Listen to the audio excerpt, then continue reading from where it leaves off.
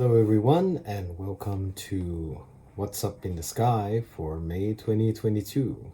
So, I hope that you have liked and subscribed our Astronomical Society of Penang Facebook page, YouTube page, all our pages.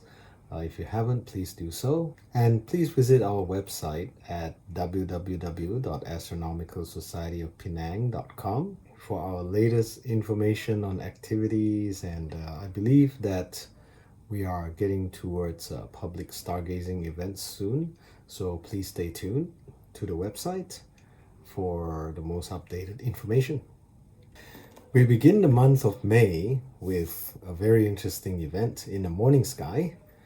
On May the 1st, we have a new moon, but we also have a conjunction of Venus and Jupiter just 13 arc minutes just before sunrise. You definitely don't want to miss this event.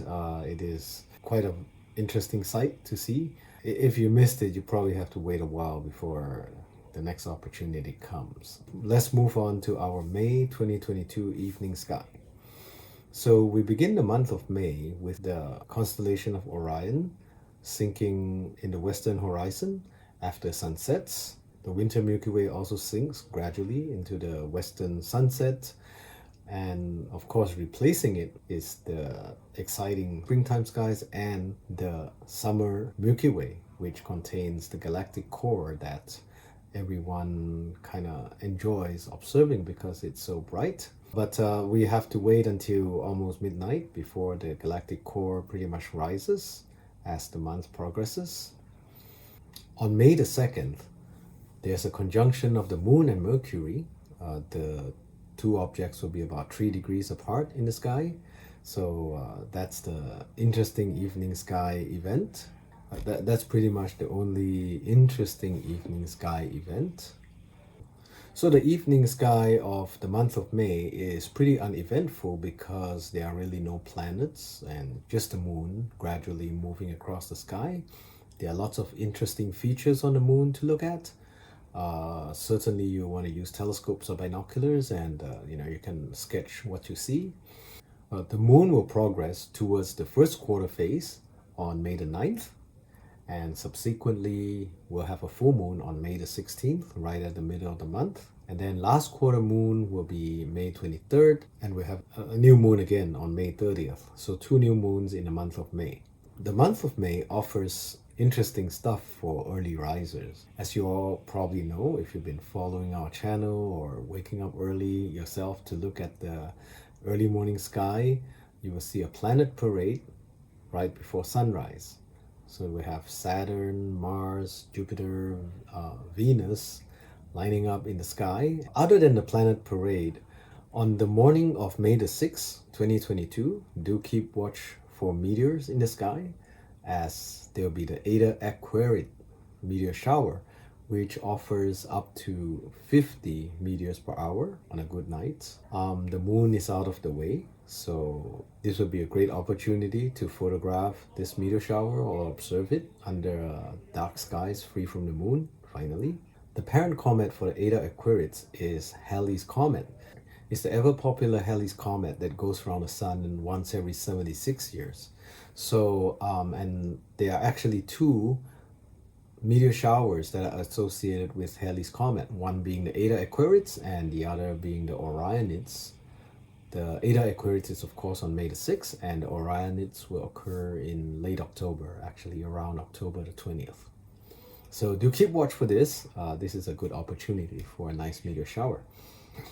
So we then fast forward to May 25th, where we will see the conjunction of Mars and the moon, just about 3 degrees apart in the early morning sky. On May the 27th, there's a very interesting event, and it will occur in the morning, but it's after sunrise. So there will be an occultation of Venus by the moon, which means that the moon would actually cover up the planet Venus, or actually, more accurately, you can say that the moon gets in between us and the planet Venus. So this is a very interesting event to observe.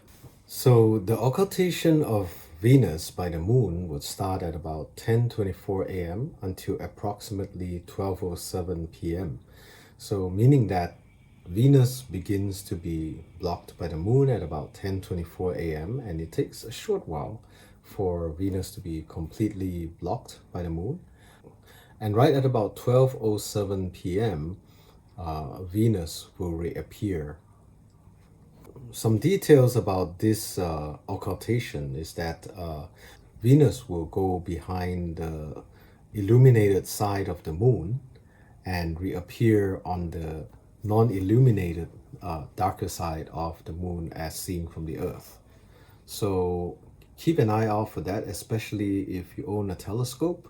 However, always be very careful when you use a telescope during the daytime because you don't want to accidentally have the sun in the view of the telescope without any solar filters. So please do be careful if you try to observe this event. The moon will be about 40 odd degrees away from the sun, so it's not too bad. It's quite far away, but we still need to be careful because sometimes we cannot avoid some accidents.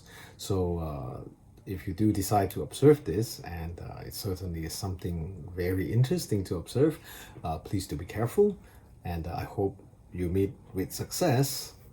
On May 29th of 2022, we will have a conjunction of Mars and Jupiter where the two planets will be just about half a degree apart just before sunrise. And that concludes the interesting events for May of 2022.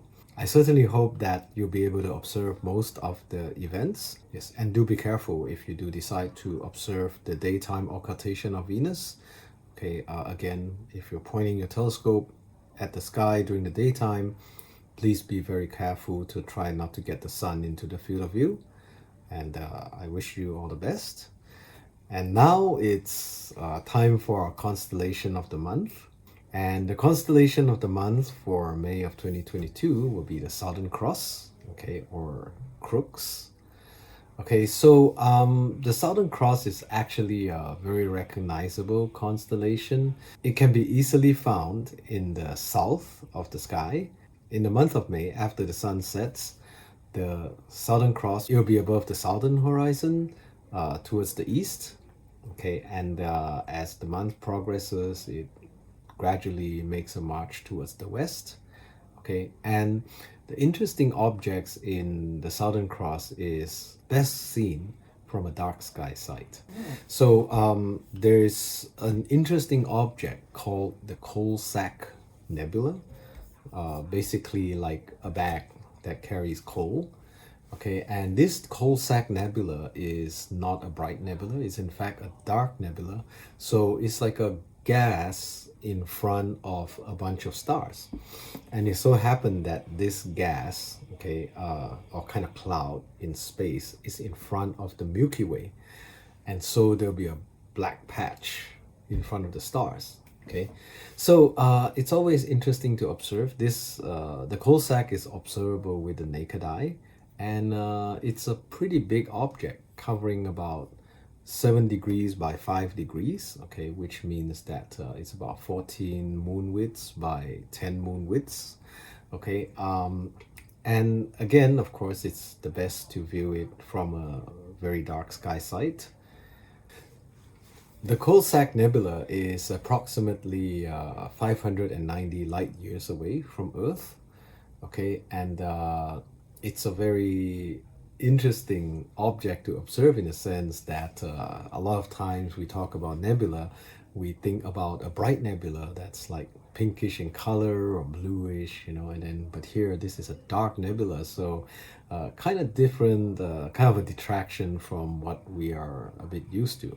So and there are a lot of dark nebulae in the sky as well. So E. Barnard has cataloged a lot of dark nebula in the sky. So and we can find Barnard's catalog of dark nebula online. Okay, so just do a search for Barnard's dark nebula catalog. Another interesting object in the Southern Cross is the jewel box cluster NGC 4755. So the jewel box star cluster is also easily found in the constellation of Crux, just beside the star Beta Crucis or Mimosa. It's called a jewel box cluster because if we use somewhat a high power binocular or a telescope to view this star cluster, you see stars of multiple colors, mainly bluish and also orange. And it's a very beautiful sight.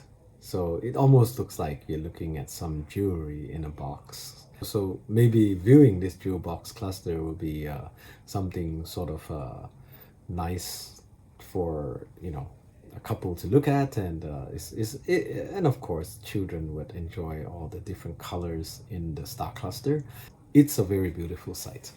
There is one particularly important point for this constellation of the Southern Cross, and that is they are pointer stars in this constellation as well. The stars A Crux and G Crux, they point towards the south celestial pole approximately.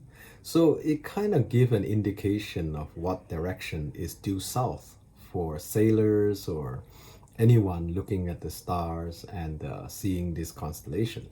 So that is the interesting thing about the Southern Cross. One more interesting note about the Southern Cross is that this constellation appears in flags of many different countries, five in fact, as far as I can gather. Okay, Australia, New Zealand, Papua New Guinea, Samoa, and Brazil. So it is actually a very interesting constellation representative of the location of the southern hemisphere. So it's something nice to know. The Southern Cross is always one of my favorite constellations because around the time of the year where I can see the Southern Cross in the evening sky, uh, the skies are usually relatively clear. So it is actually quite a nice sight. And this will conclude our Constellation of the Month section. I hope you find our program informative and interesting. If you have additional comments or any interesting stories to share about your observations in the month of May or anything about the constellation of the month, please feel free to share it in the comments below. We would certainly like to know about your experiences. And please don't forget to like and subscribe our page. Go visit Astronomical Society of Penang.com as well. And we'll see you next month. Take care and keep looking up.